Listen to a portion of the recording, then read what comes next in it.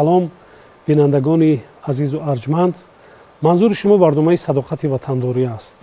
имрӯз низ ба студияи телевизиони тоҷикистон аз як гурӯҳ зиёён ва коршиносони варзида даъват ба амал овардем то атрофи муҳимтарин масъалаи ҷомеаи кишвар суҳбат дороем.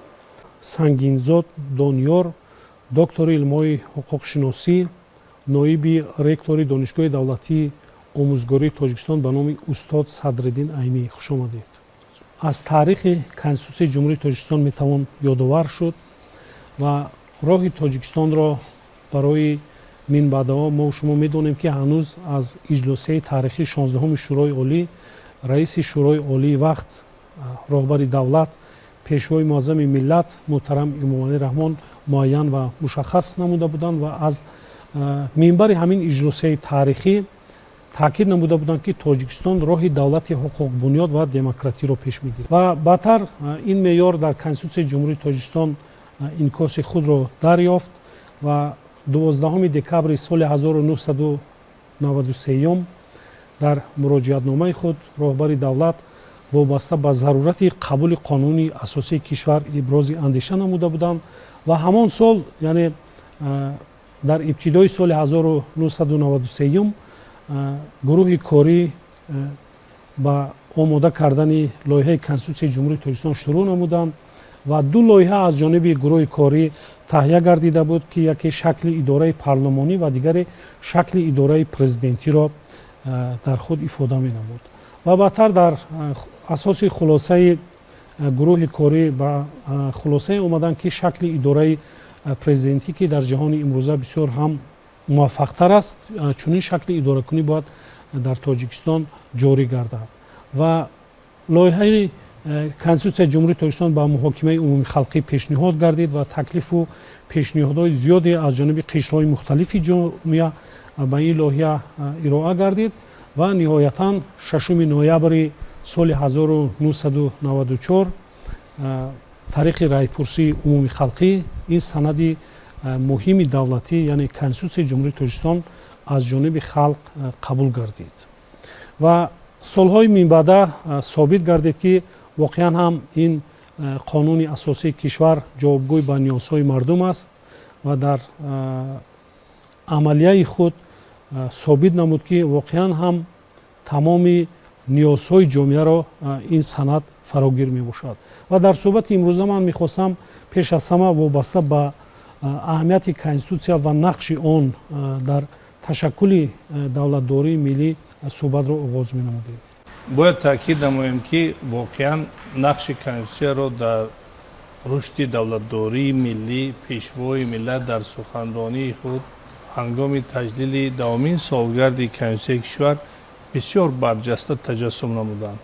пешвои миллат таъкид намуданд ки Конститутсия ин шаҳсутуни давлат, ин санади тақдирсоз, ин шиносномаи миллат аст ва вобаста ба ҳар як иборае ки певуста пешвои миллат таъкид карданд метавонем имрӯз мо онро шарҳ диҳем. масалан Конститутсия ҳамчун шаҳсутуни давлат дар он ифода меёбад ки асосҳои сахтори конститутсиониро муайян кард, чуноне ки дар моддаи якуми Конститутсияи кишвар омадааст: ҷумҳурии Тоҷикистон давлати соҳибихтиёр, демократӣ, ҳуқуқбунёд, дунявӣ, ягона ва иҷтимоӣ аст ва ҳамин меъёри конститутсионӣ ки фарогири боби як мебошад манбаи дигар бобҳо ва моддаҳои Конститутсия гардидааст, чунки ҳамин муайянкунандаи иқтидори давлат, ҳамин муайянкунандаи эътибори олии ҳуқуқӣ доштани Конститутсияро ифода намуд.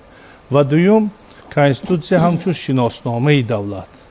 шиносномаи давлат барои он аст ки бевосита тавассути Конститутсияи кишвар истиқлолияти давлат эълон гардид, тавассути Конститутсияи кишвар сиёсати сулҳҷӯёнаи Тоҷикистон ба тамоми давлатҳои ҷаҳон эълон карда шуд ва тавассути Конститутсияи кишвар меъёрҳое муқаррар гардид ки масалан рамзҳои давлатии ҷумҳурии Тоҷикистон ба монанди парчам, нишон ва суруди миллӣ дар он ҷо таҷассум ёфтанд ва ҳамчун рамзи давлат дар муносибатҳои байналмилалӣ, дар созмонҳои байналмилалӣ ки имрӯз Тоҷикистон узви комилҳуқуқи 57 ташкилотҳои байналмилалӣ аст.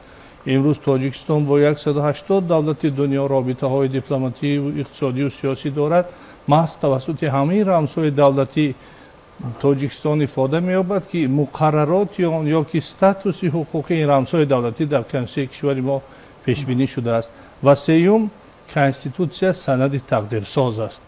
воқеан агар имрӯз мо 33 соли истиқлолияти давлатӣ ва 30 соли қабули конститутсияро таҳлил намоем, бинед дар солҳои аввали истиқлолияти давлатӣ чуноне ки пешвои миллат дар яке аз баромадҳои худ таъкид намуда буданд, дар таҷдиди 20-умин солгарди рӯзи қабули конститутсияи кишвар дар баромади худ гуфта буданд ки яке аз сабабҳои сарзадани ҷанги шаҳрвандӣ дар ҷумҳурии тоҷикистон дар кишвари мо қабул нашудани конститутсияи замони истиқлол аст, яъне давлати истиқлол аст. чунки соли 1991 9 сентябр истиқлолиятро мо ба даст овардем. пештар аз он 24 август соли 1990 эъломияи истиқлолиятро қабул кардем, аммо меъёрҳои ба талаботи замон ҷавобгӯ набуд ва аз ҳамин меъёрҳои ноқисӣ меъёрҳои конститутсионии замони шӯравӣ истифода бурда гурӯҳҳои муайян аз ҷумла гурӯҳҳои мазҳабӣ, гурӯҳҳои манфиати маҳаллӣ дошта ва ғайру ва казо кӯшишҳо ба харҷ доданд ки давлатро аз диди худ таъсис диҳанд. аммо бо қабул шудани конститутсия ҳатто сарчашмаи он, манбаи асосии он иҷросиҳои 16 шӯрои олӣ мебошад ки пешвои миллат аллакай ҳамчун муаллифи моддаи як конститутсия дар он ҷо суханронӣ карданд. ман тарафдори давлати демократӣ, ҳуқуқбунёд ва дунявӣ мебошам. ва ҳамин ибораи дунявӣ вақте ки 6 ноябри соли 1994 ҳангоми қабули конститутсия дар муқаррароти конститутсионӣ ҷойгир карда шуд, аллакай он манфиатҳои мазҳабию дигар аз байн рафтанд ва ҳамин низоми ҳуқуқии кишварро мукаммал намуд дар ҷомеа. аллакай дар заминаи меъёрҳои конститутсионӣ низоми давлатдорӣ, низоми соҳаҳои хоҷагии халқ ба монанди иқтисодиёт, иҷтимоиёт, фарҳанг ва сиёсат дуруст ба роҳ монда шуд. қонуни асосии кишвар, яъне конститутсияи ҷумҳурии тоҷикистон бояд ки китоби рӯймизии ҳар як нафари мо бошад.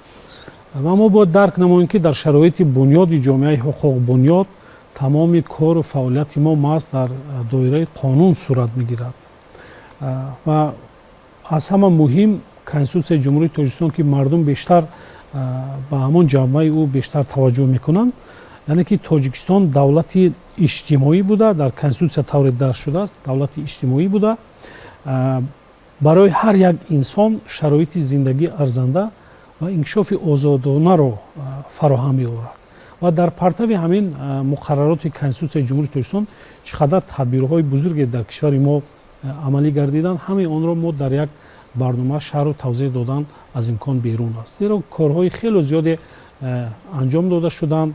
аз он ҷумла тавре ки пешвои муаззами миллат ҳамасола зимни ироаи паём таъкид менамояд, ҷумҳурии тоҷикистон аз шумори он кишварҳоест ки дар ҷаҳон аз ҷиҳати афзоиши демографӣ дар яке аз раддаҳои аввал қарор дорад. яъне ки ҳамасола аҳолии кишвари мо қариб 2500 зиёд мешавад. ва агар мо дар давраи солҳои нахустини ҳисоби истиқлолӣ 5 миллиону 300 ҳазор тоҷикистон агар аҳолӣ дошт, имрӯз аҳолии кишвар ба 10.5 миллион нафар расидааст. ва ин масъулияти бузургеро дар назди давлат мегузорад, дар назди ҳукумати мамлакат мегузорад ки барои ҳар як шаҳрванд шароити мусоиди иҷтимоӣ ба миён оварда шавад. ва мо медонем ки зимни татбиқи стратегияҳои давлатӣ, масалан дар чанд марҳила стратегияи паст намудани сатҳи камбизоатӣ, стратегияи баланд бардоштани сатҳи некуҳаволии аҳолӣ ва имрӯз стратегияи миллии рушд барои то давраи соли 2030 ки қабул гардидааст, дар партави татбиқи ҳамин ҳуҷҷатҳои муҳими давлатӣ корҳои хеле зиёде амалӣ мешаванд. пешвои муаззами миллат таъкид намуданд, дар натиҷаи амалисозии тадбирҳои зикршуда нишондиҳандаи сатҳи камбизоатӣ аз 80% соли 2017 имрӯз ба 20% дар соли 2024 расидааст. ва дастур доданд ба мақомотҳои давлатӣ ки дар 7 соли минбаъда сатҳи камбизоатиро мо дар кишвар бояд ки то 10% коҳиш диҳем.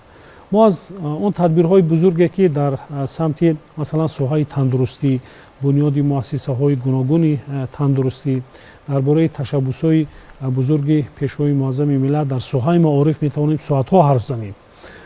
ва танҳо як далелиро ман инҷо оварданӣ ҳастам ки масалан пешвои муаззами миллат дар паём таъкид намуданд ки дар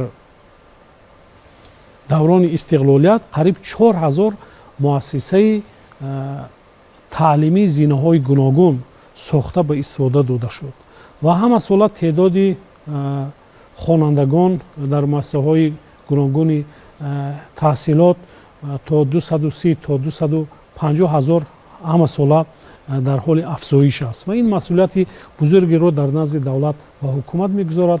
бо вуҷуди афзоиши баланди масалан демографӣ, ягон нафар хонандаи мо аз таҳсил дур намудааст, яъне ки тамоми имкониятҳоро давлат ва ҳукумати мамлакат дар доираи татбиқи tashabbusҳои конститутсия имрӯз амалӣ сохта истодааст. ман мехостам дар ин суҳбат низ мо роҷеъ ба амалӣ гардидани ҳамин меъёрҳои конститутсия, ки кадом меъёрҳои конститутсия имрӯз татбиқи амалии худро дар ҷомеа пайдо намуданд, мушаххасан андешаҳои худро баён менамудед.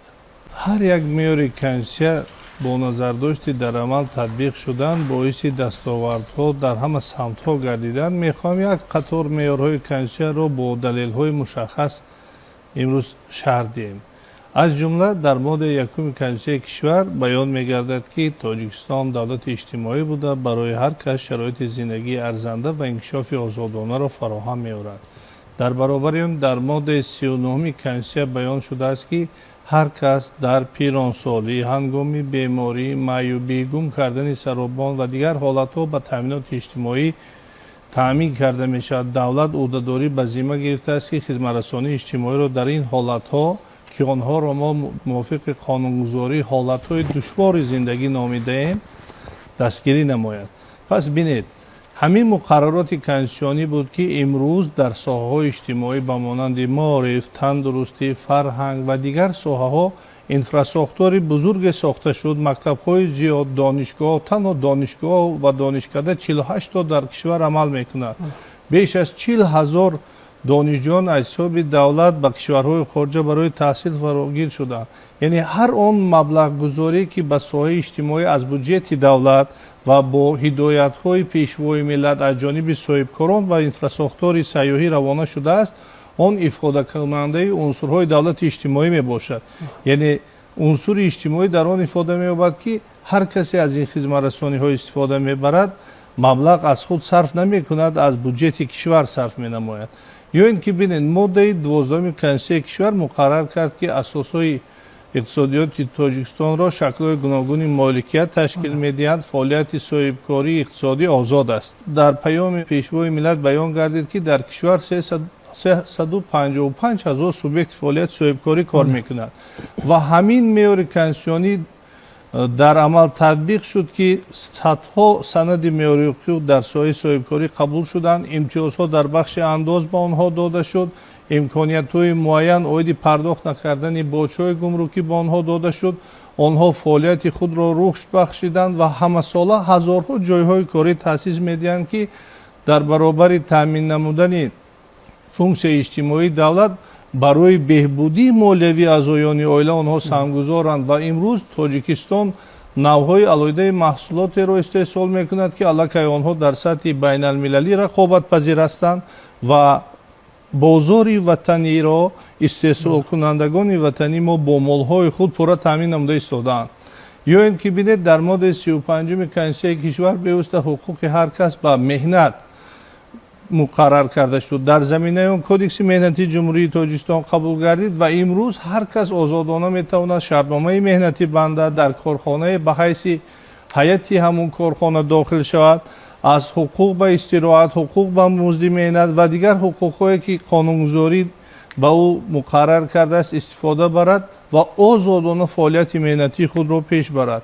ва ҳамин гуна меъёрҳо дар конститутсия пурра ифодакунандаи ҳаёти ҳаррӯзаи халқи тоҷикистон ҳастанд.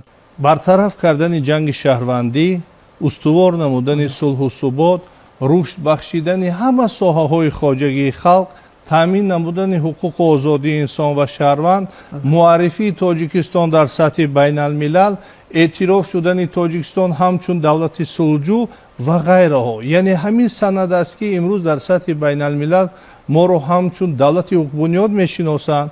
дар сатҳи ҷумҳурӣ мо бевосита аз меъёрҳои он истифода бурда ҳуқуқҳои худро истифода мебарем, ӯҳдадориҳои худро иҷро мекунем, дар ҳолати поймол шудани ҳуқуқҳо онро дифоъ мекунем.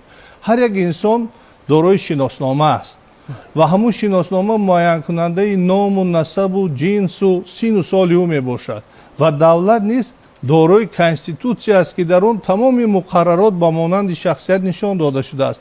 ҳар касе ки имрӯз конститутсияи кишвари моро мебинад, аз давлатҳои хориҷа меомӯзад, ба давлати мо баҳо метиҳад.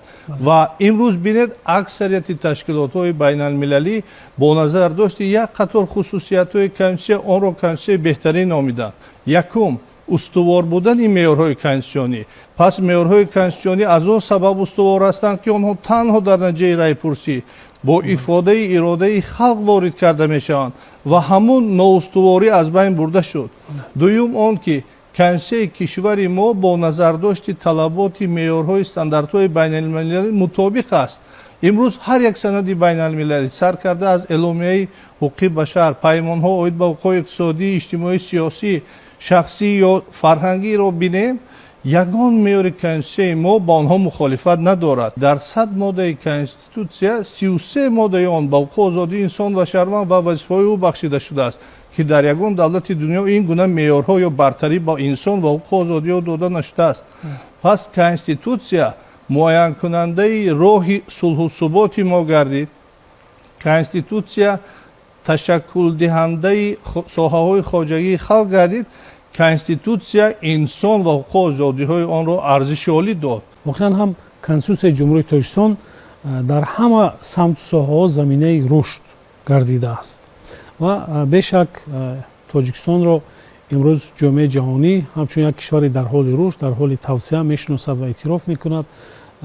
маҳз конститутсияи ҷумҳурии тоҷикистон буд ки имрӯз низоми бисёрҳизбӣ дар кишвар ба амал омадааст ва 7 ҳизби сиёсӣ амал мекунад ва дар асоси муқаррароти конститутсияи ҷумҳурии тоҷикистон мо маъракаҳои муҳими сиёсиро дар кишвар таи даврони соҳиби истиқлолӣ баргузор намудем ки аз ҷониби созмонҳои байналмилалӣ бисёр баҳои баланд гирифт.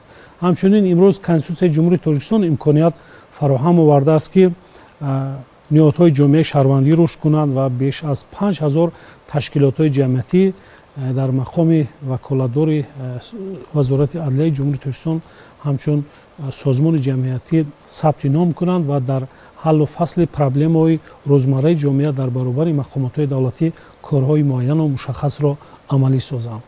омӯхтан, донистан ва эҳтироми конститутсияи ҷумҳурии тоҷикистон рисолати ҳар як шаҳрванди ватандӯсти ин сарзамин аст. бо ҳамин орзуҳо мерасем ба итмоми барнома. хайр, то барномаҳои дигар сиҳатманду пирӯз бимонед.